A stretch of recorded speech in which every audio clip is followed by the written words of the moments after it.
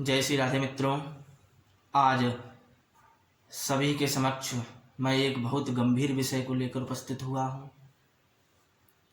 क्योंकि आजकल एक प्रश्न बहुत तेजी से उठ रहा है कि ये कोरोना महामारी आखिर कब तक हम लोगों को इसी तरह हमारे जीवन का एक हिस्सा बनी रहेगी, कब तक हमें परेशान करती रहेगी। सभी के अंदर कहीं ना कहीं ये प्रश्न चल रहा है।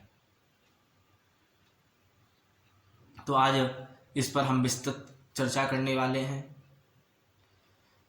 सभी से निवेदन है, जिन लोगों ने अब तक हमारा चैनल सब्सक्राइब नहीं किया है वो चैनल सब्सक्राइब कर लें, बेल आइकन प्रेस कर दें, ताकि हमारी आगामी वीडियो आने वाली हैं जो वो आप सभी लोगों की उनकी नोटिफिकेशन मिलते रहें।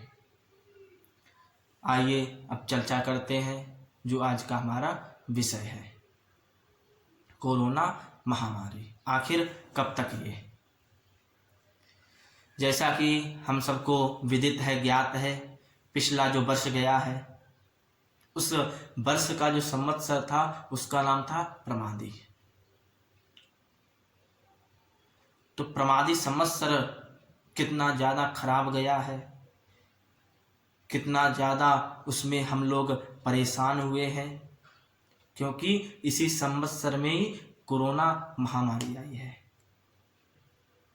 क्योंकि जब उस संवत्सर का नाम प्रमादी था तब हमने इतनी परेशानियां सही, और जो वर्तमान में अभी शुक्ल पक्ष की प्रतिपदा नवरात्रि के प्रथम दिन से हमारा नववर्ष शुरुआत हुआ है, जिसका नाम है राक्षस संवत्सर। सुनते ही डर लग रहा है, और डर की बात भी है, क्योंकि राक्षस नाम सुनते ही भयभीत हो जाते हैं। जो राक्षसों की प्रवृत्ति होती है, जो उनका स्वभाव होता है, वही स्वभाव इस संवत्सर का है, वही गुण इस संवत्सर में है, वही चीजें आने वाली हैं कि वर्तमान जो स्थितियां हैं ये संभलने की अपेक्षा दिन प्रतिदिन और ज़्यादा खराब होती चली जाएंगी।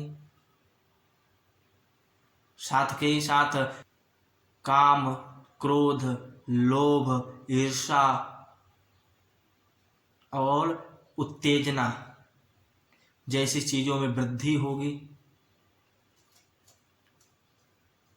लोगों के जीवन में अस्थिरता रहेगी। साथ के ही साथ जो हमारी केंद्र सरकार है, हमारी राज्य सरकारें हैं, उनमें कहीं ना कहीं समन्वय बनाने की जो स्थिति है उसमें कहीं ना कहीं अभाव दिखेगा।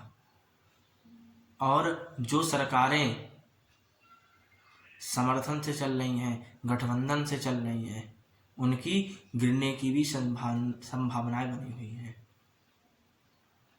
और इस संवत्सर जो चल रहा है राक्षस संवत्सर, उस संवत्सर का जो राजा है वो भी मंगल है और मंत्री भी मंगल है। तो उससे लोगों में अत्यधिक उत्तेजना, क्रोध, द्वेष, लोभ, मद, इन सब की वृद्धि होगी। और इतना ही नहीं, विशेषकर गृह युद्ध, घर में आपस में कहीं ना कहीं सभी में जो हमारा परिवार है उन सब में कहीं ना कहीं अत्यधिक उत्तेजना, क्रोध, ये सब वजह बनेगी ग्रह कला की। एक दूसरे की बात ना मानना, एक दूसरे की बात अच्छी ना लगना, ये सब स्थितियां बनेंगी।